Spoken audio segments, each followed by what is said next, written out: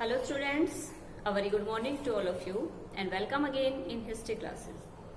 Students, आशा करती हूँ कि आप अपना घर पे जो आपको वर्क दिया जाता है वो प्रॉपर वे में कर रहे हैं, डेली रूटीन से कर रहे हैं और आपकी जो प्रिपरेशन है वो कंटिन्यू आप अच्छे से रख रहे हैं। सो क्लास 11th की बात करें, क्लास 11th हिस्ट्री में आज हम डिस्कस करेंगे some important questions of chapter 10 and that is displacing indigenous people. It means मूल निवासियों का विस्थापन। अब सबसे पहले मैं आपको बताती हूँ कि इसमें जो इंडिजिनस पीपल के बारे में बात की जा रही है, जिन मूल निवासियों के विस्थापन की बात यानी कि उनको वहां से हटाने की बात की जा रही है, वो बात हो रही है यहाँ पर ऑस्ट्रेलिया और जो नॉर्थ अमेरिका, साउथ अमेरिका का जो पार्ट है, वहां से जो नेटिव पीपल थे यानी कि वहां के जो मूल निवासी थे, जब यूरोपियंस पावर ने वहां पर अपनी कह सकते हैं एंट्री की, तो धीरे धीरे उन लोगों को वहां से हटाने की जो प्रोसीजर थी वो शुरू कर दी गई थी। इस प्रकार से कह सकते हैं कि एक बहुत ही भयानक सी स्थिति वहां पर हो गई थी स्टार्ट, जिसके कारण जो नेटिव लोग थे उनको बहुत ज्यादा दुखों का सामना करना पड़ा था। किस कारण से? क्योंकि सारे के सारे वहां पर कह सकते हैं अपने कॉलोनी स्टेब्लिश कर रहे थे, उनको अपने अंडर में ले रहे थे, उनके रिसोर्सेज को यूज कर रहे थे। अब जब हम बात करते हैं इन पीपल्स के बारे में, तो इनके बारे में यही था कि ये प्रकृति के साथ बहुत ज्यादा जुड़े हुए थे, ना ये ज्यादा किसी भी चीज का कह सकते हैं कि कलेक्शन करते थे, किसी भी चीज को कलेक्ट करने की जो प्रोसीजर थी वो नहीं थी। साथ में प्रकृति के साथ रहना, एग्रीकल्चर करना और अपना कह सकते हैं कि डेली इनकी रूटीन यही थी कि अपना जो भी इनको मिल रहा था वो कंटिन्यू उसी में काम कर रहे थे। लेकिन जब यूरोपियन पावर्स वहां पर आना स्टार्ट कर देती हैं, ये बात कर रहे हैं हम मोस्टली 17th सेंचुरी जब खत्म हो गई, 18th सेंचुरी के आसपास टाइम पीरियड के दौरान, तो उसमें क्या होता है, सबसे पहले हमने जो हमारे प्रीवियस चैप्टर है उसमें रीड किया था कि किस प्रकार से जो स्पेन और पुर्तगाल, ये दो मेन ऐसे जो कंट्री थे जिन्होंने सबसे ज्यादा यात्राएं की, सबसे ज्यादा जर्नी की अलग अलग खोजों को करने में, और साथ में कह सकते हैं इनके जो वहां के किंग थे, जो राजा थे, वो इनको सपोर्ट करते थे, इनको धनराशि जो प्रोवाइड करवाते थे। क्योंकि आप जब किसी भी आप अभियान पे जाते हो, किसी भी भौगोलिक खोजों के लिए जाते हैं, तो उसमें पैसे की जो बहुत ज्यादा जरूरत होती है, तो ये सारा का सारा सपोर्ट इन दोनों कंट्रीज के जो कह सकते हैं कि जो नेविगेटर थे उनको प्राप्त हुआ और इन्होंने अलग अलग देशों में जाकर अलग अलग खोजें की थी। अब एक टाइम पीरियड ऐसा था कि जब इनके बाद धीरे धीरे इनकी जो खोजें थी वो कह सकते हैं कि कम होने स्टार्ट हो गई, और साथ में और बाकी जो यूरोप के कंट्रीज थे जैसे कि हॉलैंड है, फ्रांस कह सकते हैं हम, और इंग्लैंड है, इन तीनों कंट्रीज ने कह सकते हैं अलग अलग कंट्री में जाना शुरू कर दिया। और जो साम्राज्यवाद की स्टार्टिंग हुई वो यही एक टाइम पीरियड था कि जब साम्राज्यवाद स्टार्ट हो गया और इन कंट्रीज ने दूसरे स्थानों पर जाकर दूसरी कंट्रीज को अपने अंडर में लेना शुरू कर दिया था। तो इस चैप्टर से आज हम कुछ इंपोर्टेंट क्वेश्चंस देखने वाले हैं। फर्स्ट ऑफ ऑल वर्ड आता है यहाँ पर सेटलर। तो सेटलर जो वर्ड है उसका मेन मीनिंग के बारे में अगर हम बात करें तो उसका मीनिंग क्या होता है? Settlers, the word settler used for those people who came from outside. It means कि जो लोग बाहर से आए, बाहर से आने का मतलब है कि उस कंट्री के नहीं थे और दूसरी कंट्रीज से जो लोग यहाँ पर आए थे, and settled at a particular place, और एक फिक्स जगह पर एक पार्टिकुलर प्लेस पे आकर वो फिक्स हो गए, वहीं पर रहने लग गए थे। तो उनके लिए जो वर्ड था वो यूज किया गया था सेटलर वर्ड। सेटलर वर्ड उन्हीं के लिए यूज किया गया था जो बाहर की कंट्रीज से आए और वहां पर आकर सेटल हो गए, तो उनको क्या बोला गया? सेटलर बोला गया। अब ये सेटलर जो बात हो रही है वो किसके बारे में हो रही है? मेनली जो डच लोग हैं उनके लिए यूज किया जाता था साउथ अफ्रीका में ये वर्ड, यानी कि डच लोगों ने जाकर कौन सी कंट्री के ऊपर कैप्चर, कौन से साउथ अफ्रीका के ऊपर कैप्चर करना शुरू कर दिया और वहां पर जाकर सेटल हो गए। और वहां पर जो साउथ अफ्रीका के लोग थे वो किन लोगों के लिए सेटलर वर्ड को यूज करते थे? डच लोगों के लिए यूज करते थे। दूसरा हम बात करेंगे इसमें ऑस्ट्रेलिया की।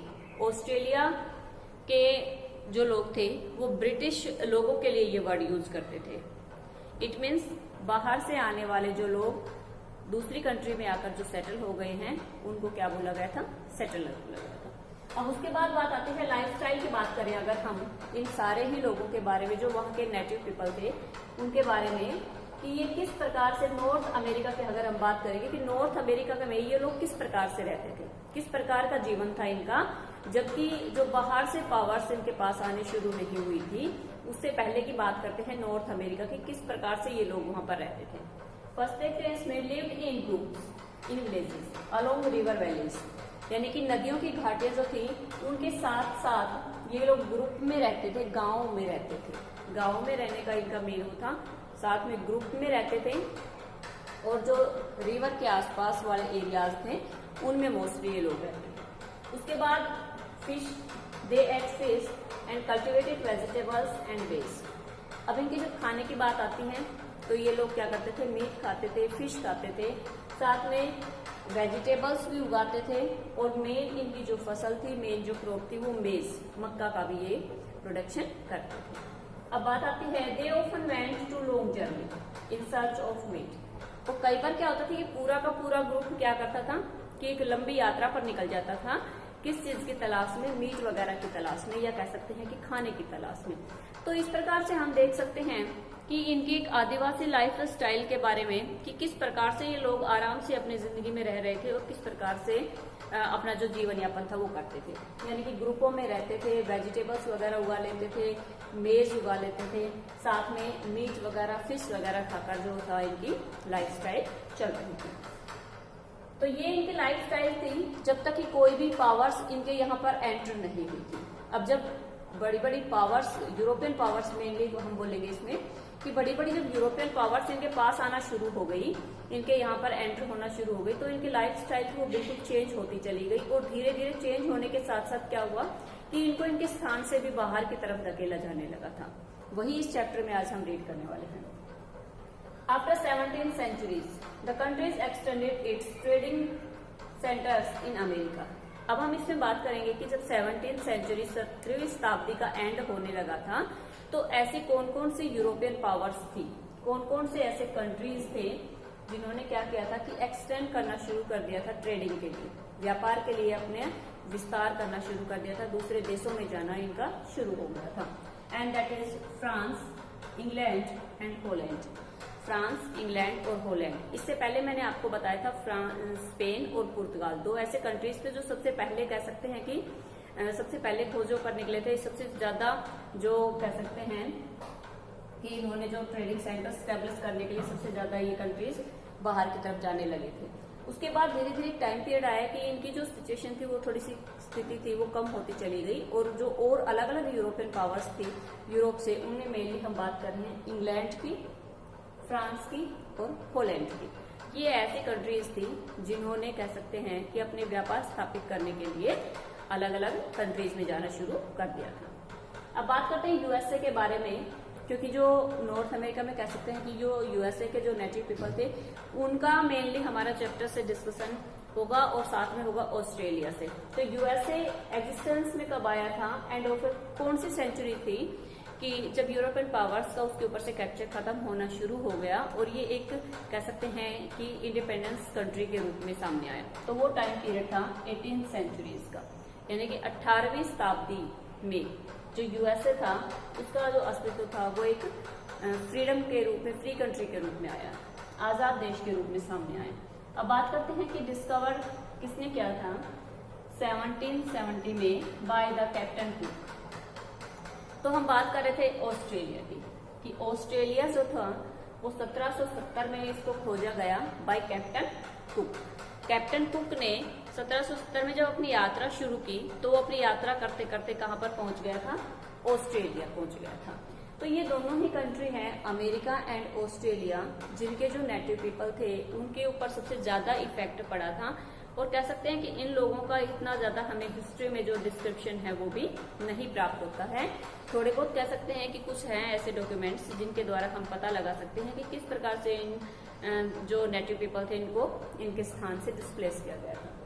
तो Australia discovered by captain Cook in 1770 में। अब बात करते हैं, एक वर्ड आता है नेटिव। एक वर्ड हमने इसमें किया था, सेटलर वर्ड किया था, कि सेटलर जो वर्ड था वो किसके लिए यूज होता था, और दूसरा वर्ड आया हमारा इसमें नेटिव। दोनों ही इंपॉर्टेंट वर्ड्स हैं कि किस प्रकार से जो क्या टर्म्स हैं इनकी। तो नेटिव का मीनिंग होता है, the word native is used for that person who is born in the place where they live, कि ऐसे व्यक्ति जिनका जन्म उसी स्थान पर हुआ है जहां पर वो रह रहे हैं। सेटलर किसके लिए यूज हुआ था, जो बाहर से आकर उस स्थान पर जो लोग बस गए थे। उसके बाद हमने बात की नेटिव इट मीन्स मूल निवासी। मूल निवासी का मतलब क्या है कि जो ऐसे व्यक्ति जिनका जन्म कहाँ पर हुआ है, जहां पर वो रह रहे हैं। सेटलर में उनका जन्म वहां पर नहीं हुआ है, बट वो आकर वहां पर बस गए हैं। कहाँ से आकर बस गए हैं? वो बाहर से आकर बस गए हैं। तो दोनों ही वर्ड का अलग अलग मीनिंग होता है। दोनों ही वर्ड हमारे जो चैप्टर है इसमें इम्पोर्टेंट है, native and the settler. Native it means the word native is used for that person who is born in the place where they lives in. It means जहां पर रहने वाले हैं वहीं पर उनका जो जन्म है वो हुआ है। अब बात करते हैं हम वैम्पूम बेल्ट की, कि क्या थी ये wampum belt. What was wampum belt? Wampum belt was made of coloured shells. सबसे बात पहले करते हैं कि एक टाइप की बेल्ट थी जो कि रंगीन जो सीपियां होती थी, जो सेल्स होती थी, उनको सील कर बनाई जाती थी। कलर्ड सेल्स सीन टुगेदर, कि उनको एक साथ जोड़ दिया जाता था रंगीन सीपियों को, यानी कि कलर्ड जो सेल्स होते थे उनको एक साथ सील दिया जाता था और एक बेल्ट बना दी जाती थी। और इसका यूज किसके लिए करते थे और कौन करते थे? आफ्टर ए ट्रीटी, जब किसी भी कम्युनिटी के बीच में कोई संधि होती थी, आपस में उनके लड़ाई झगड़े हो जाते थे, तो उनके बीच में जब एक ट्रीटी होती थी, they were exchanged by the native tribes of America. America की नेटिव ट्राइब्स थी, इट मीन्स जो मूल निवासी थे, जो कम्युनिटीज थी वहां पर अलग अलग, जो कहाँ की थी? अमेरिका की। जब इनके बीच में कभी लड़ाई झगड़े की जो सिचुएशन थी वो क्रिएट हो जाती और ये लोग आपस में जब लड़ाई झगड़े होते और जब इनके बीच में सुलह होती, या कह सकते हैं कि ट्रीटी होती, कोई संधि होती, तो ये आपस में इन बेल्ट्स का एक्सचेंज करते थे एक दूसरे के साथ। यानी कि हम वैम्पूम बेल्ट को हम किससे कनेक्ट कर सकते हैं कि जो कम्युनिटीज थी उनके साथ ट्रीटी से रिलेटेड कर सकते हैं, उनकी संधि से, उनके समझौते से जोड़ सकते हैं कि वैम्पूम बेल्ट का एक्सचेंज कब किया जाता था? जब किया जाता था जब दो कम्युनिटीज के बीच में, अमेरिका की कम्युनिटीज की बात कर रहे हैं कि जो अमेरिका की कम्युनिटीज थी उनके बीच में जब कभी लड़ाई झगड़ा हो जाता था, तो उनके बीच में आपस में जब कह सकते हैं कि जो ट्रीटी होती, संधि होती, सुलह होती, तो उसमें ये लोग क्या करते थे कि एक दूसरे को वैम्पूम बेल्ट एक्सचेंज करते थे। और किसकी बनी हुई होती थी ये? जो कलर्ड सेल्स होती थी, जो रंगीन सीपियां होती थी, उसकी बनी हुई होती थी और उनको आपस में एक दूसरे के साथ एक्सचेंज करते थे। तो स्टूडेंट्स, आई होप कि आप जो चैप्टर है हमारा डिस्प्लेसिंग इंडिजिनस पीपल, इसमें जो इम्पोर्टेंट क्वेश्चंस हैं उनको आप अच्छे से समझ गए होंगे कि नेटिव लोग कौन होते हैं, जो कि जिनका जन्म उस स्थान पर हुआ है। सेटलर जो लोग थे वो कौन थे? सेटलर जो बाहर से आकर उस स्थान पर बस गए हैं। साथ में कह सकते हैं कि 18th सेंचुरी, 17th सेंचुरी का एंड हुआ और 18th सेंचुरी जब स्टार्ट हुई तो ऐसे कौन कौन सी यूरोपियन पावर्स थी स्पेन और पुर्तगाल के अलावा, जिन्होंने कह सकते हैं कि अपने अभियान स्टार्ट कर दिए थे किस चीज के लिए? ट्रेडिंग सेंटर्स स्टेब्लिश करने के लिए, and that is England, France and Holland.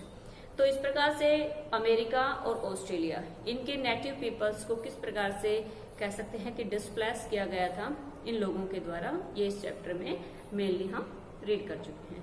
तो आई होप आप जितने भी क्वेश्चंस मैंने आज आपको करवाए हैं वो बहुत अच्छे से आप समझ गए होंगे। Okay students, thank you.